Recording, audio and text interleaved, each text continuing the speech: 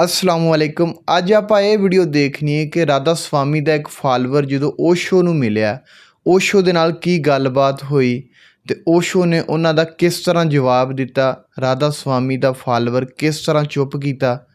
ਇਸ ਵੀਡੀਓ ਨੂੰ ਖਾਮੋਸ਼ੀ ਦੇ ਨਾਲ ਦੇਖਣੇ ਐਂਡ ਤੇ ਆਪਾਂ ਗੱਲਬਾਤ ਕਰਨੀ।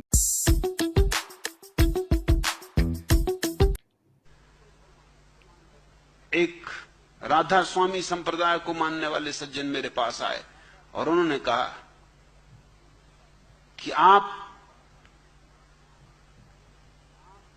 अस्तित्व के कितने खंड मानते,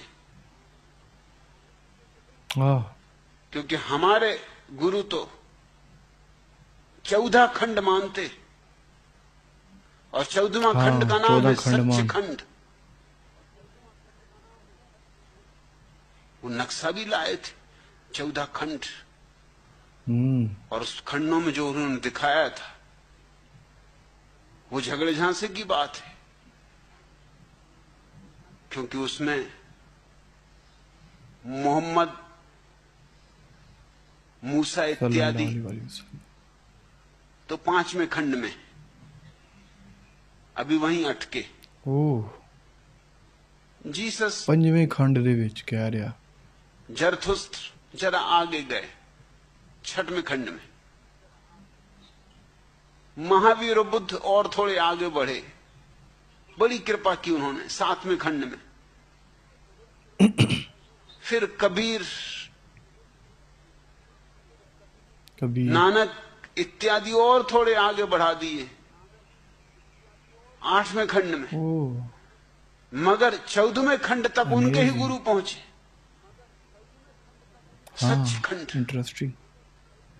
वो मुझसे पूछने लगे आप कितने खंड मानते, हमारे गुरु के संबंध में आपका क्या ख्याल है, क्या ये खंड सच है? मैंने कहा बिल्कुल सच, क्योंकि मैंने तुम्हारे गुरु को 14वें खंड में अटके देखा।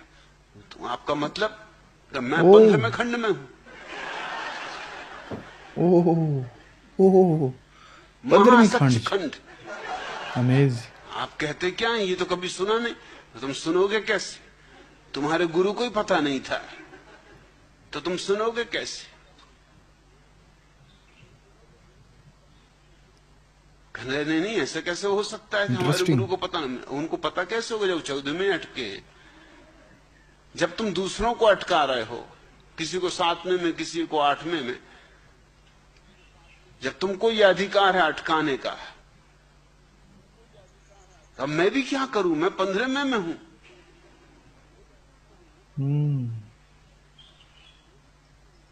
तब से वो आए नहीं, ऐसे नाराज होके गए हैं कि फिर नहीं लौटे। मैंने उनसे कहा भी कि कभी कभी सत्संग को आ जाया करो। वैसे तुम्हारे गुरु भी बहुत प्रार्थना करते हैं कि निकाल लो मुझे 14वें खंड से, कोशिश कर रहा हूं उनको भी निकालने की। तो नाराज ही हो गए एकदम की बात ही हमारे गुरु के खिलाफ हो गई।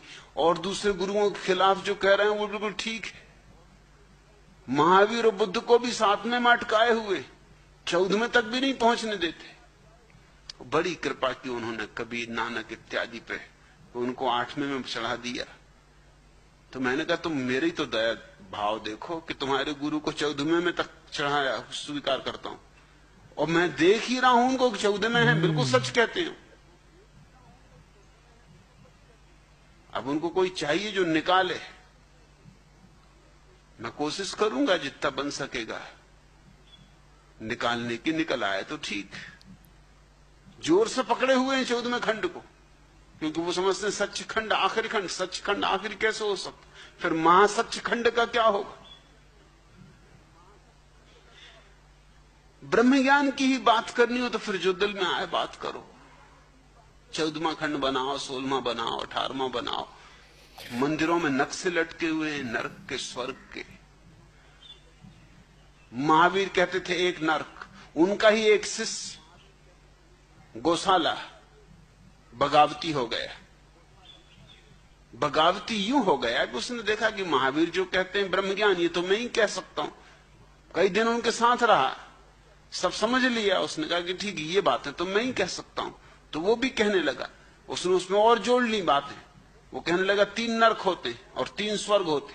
अब करोगे क्या, इसमें कोई झगड़ा तो नहीं है। हाँ लोग उनसे पूछते कि महावीर तो कहते हैं एक ही, तो उनको एक का ही पता है, एक का बताते हैं, आगे का उनको पता नहीं है। संजय बेलट्ठी पुत्र को पता चला, वो भी एक ज्ञानी था, कि ये गौशाला कहता 3 नरक। उसने कहा पागल, अरे 3 से कहीं काम चला, 7 के बिना हो ही नहीं सकता। 7 नरक हैं, 7 स्वर्ग हैं।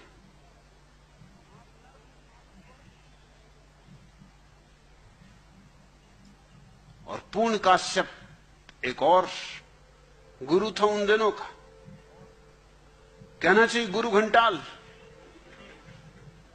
आदमी प्यारा है, मुझे पसंद है वो। उसने कहा क्या लगा रखी बकवास छोटी मोटी, अरे 700 नरक होते और 700 स्वर्ग। अब इसको अगर ब्रह्म ज्ञान कहते हो तो तुम्हारी मौज, फिर तुम्हें जो दिल में आए छेड़ो। अपनी अपनी मौज, अपनी अपनी उड़ान, जितनी जिसकी कल्पना हो उतने ओढ़े चले जाओ।